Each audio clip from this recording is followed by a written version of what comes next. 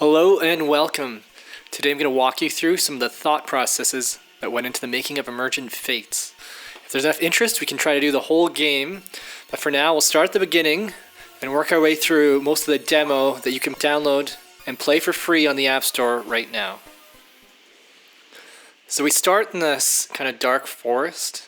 And this is reminiscent of Xenogears, where Faye finds Ellie in the forest after being exiled from his village. Originally I had trouble figuring out kind of where to start the story. You want to provide sort of a background to some of these characters, but without forcing the player to play through a bunch of stuff they're really not interested in. So the idea was, how much can I cut until it gets to the point where, well, the story's not going to really make sense unless this needs to be here, right? So focusing on that and trying to get rid of everything else.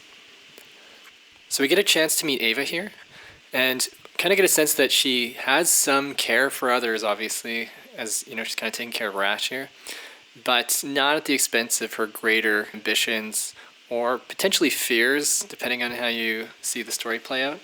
Whereas Rash is juxtaposed as being this kind of naive knight in contrast to Ava, which helps the player learn about and explore the world, because they're getting to do it with Rash as he learns about it and explores it himself. We can see from the intro that Rash was beaten up pretty bad and now recovered thanks to Ava and this shadowy figure. And with Ava missing, he wants to go find her to help prevent her from running into a similar fate with Tristessa, who has been alluded to at this point. So this is an initial sense of urgency that calls the player to action to find Ava and, warn her about Tristessa, as well as introducing and alluding to a lot of the main characters that the story will revolve around. Hopefully without overwhelming the player with too many names and too much information. The vases that you see randomly appearing here are inspired by Final Fantasy XII. I liked how their rewards provide an incentive to kind of explore areas that you might not have a reason to otherwise. Alright, so now we get to our first battle in the game. Figuring out the progression for the beginning of the game was a little tricky. So you only have Rash, and if you give too many abilities too soon, it makes it too easy, but it also removes a lot of the progression at the early part of the game. Whereas if you don't provide enough tools, then it gets too hard, it's frustrating, so balancing that was a bit tricky. As we can see, Rash has his Wild Swing ability, so that's his basic attack, and it does a varying amount of damage around a base potency. And then First Aid, which is the healing spell. So since this game doesn't rely on items as much as maybe some others, you can only have 5 of each and there's only 3 items. We'll get into that more later, but First Aid kind of provides you with the basic necessities you need to start out the game. Personally, I'm a big SMT fan, but felt some of those games can be really punishing and uninviting to a new player, so I wanted to provide something a little easier to get into, but as we'll see in a bit, the first boss fight helps set the expectations for further on in the game that I think is important to do before, in this case, anyone actually spends any money on the game, to make sure they don't buy something that they're not going to enjoy. Another interesting tidbit is, until Rash finds Ava, he cannot miss when he attacks an enemy. So just another little thing to help players have a better initial experience. So we catch up with Ava here, and she'll shortly join our party, and similar to Rash, we have to consider what does that ability progression look like, and especially for the beginning of the game, how do we make it feel, somewhat balanced. Now I mentioned the ability progression, and that ties into how each player in the game has access to 4 unique classes unique to that player, so 16 total for 4 players. And one of the things I realized at one point is how important it is for each of these classes to have a cohesive identity, and ideally for the abilities to kind of synergize with each other, so that as you unlock abilities, you can really feel the class kind of coming into its own and really be able to take advantage of its strengths. So with Ava's class, I think it's one of the better examples earlier on. She has this Lacerate ability, and it applies a damage over time status to the enemies. And as she unlocks her passive abilities and further abilities, we'll see that it allows other abilities to do extra damage when that status is applied. So that's just one example where we can kind of leverage the different abilities and how you use and rotate them over the course of the battle to maximize their damage. Alright, so this is a good opportunity to talk about some of the enemies you meet earlier in the game. The large one in the front there is a toad. It's a bit tanky, but will buff the defense of its allies, whereas the dodo in the back is a bit more of a glass cannon type. Goes down easy, but does some real damage with its eye poke ability. I didn't want the player to get too complacent earlier on, even though it is a bit easy. So we've seen a few battles, I think enough to get a sense of what the gameplay looks like at this point, so let's fast forward to the next story point, alright?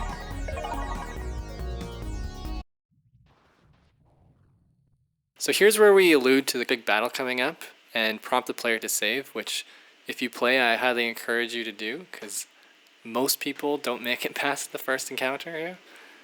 What you might find interesting is that I used Firebase as the backend for the game, so all of the saves are, assuming you have iCloud enabled as indicated previously there, they're cross-save, so if you're playing on an iPad, you can continue your progress on your phone.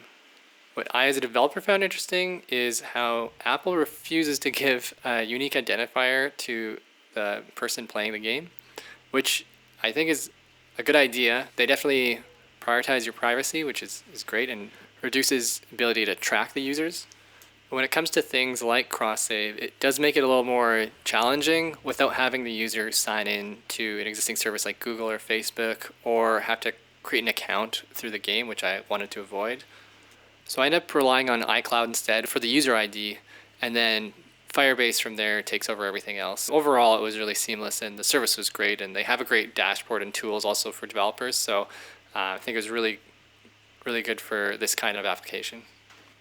You can see some unknown forces trying to communicate with Rash here, and it turns out that this is the big threat. It's not Tristessa after all, and earlier we saw that Ava is actually trying to hunt down this Spectre, so starting to get a sense of what he's actually signed up for.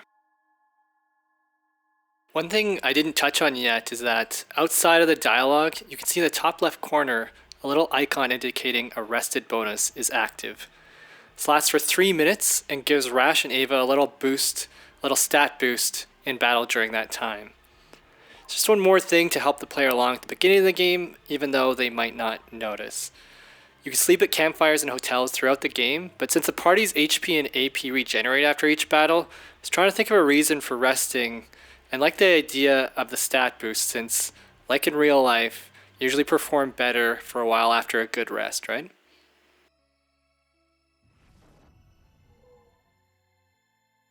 This entrance is intended to be a bit of an homage to SMT4 and how they introduced some of their big encounters, especially earlier in the game. With the music and animations, I really tried to underscore the importance of this first encounter with the Spectre and give it almost, I think especially with the organs and the music, an almost biblical quality. I feel like a lot of games leverage existing lores and myths, which can be fine. I think it works great for SMT, but I at least wanted to attempt creating this world that kind of has its own universe that is independent of gods and demons and angels and such that we typically associate with these kinds of characters. I don't think it's necessarily lazy to do so, but I think it's going to be more interesting if you can make it your own and create your own lore, your own world.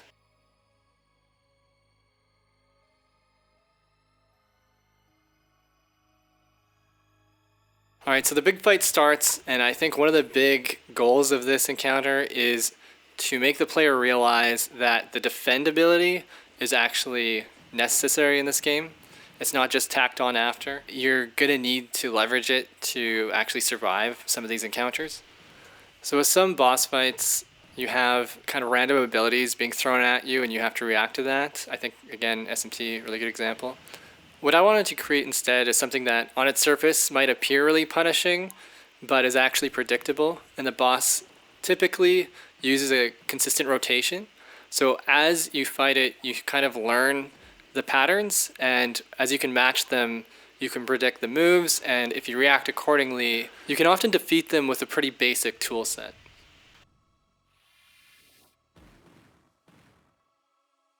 So you can see here Ava using the Lacerate ability, which applies a bleed status that does damage over time.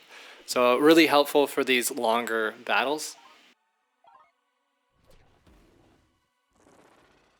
And here's where we can see the boss signaling with an attack up buff that they're about to perform essentially a one-hit kill attack that you need to defend accordingly, which I did.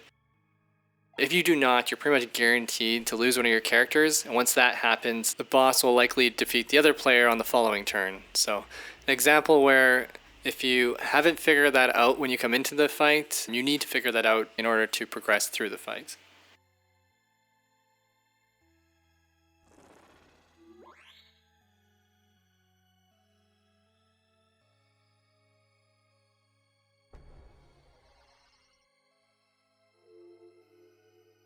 This kind of wraps up the end of the fight, and we'll also be wrapping up the end of this session here. So I hope you found some of it interesting. If you do, please let me know, and I'd be happy to do some more and dig into more of the kind of behind the scenes thought processes that went into designing and creating and making this game.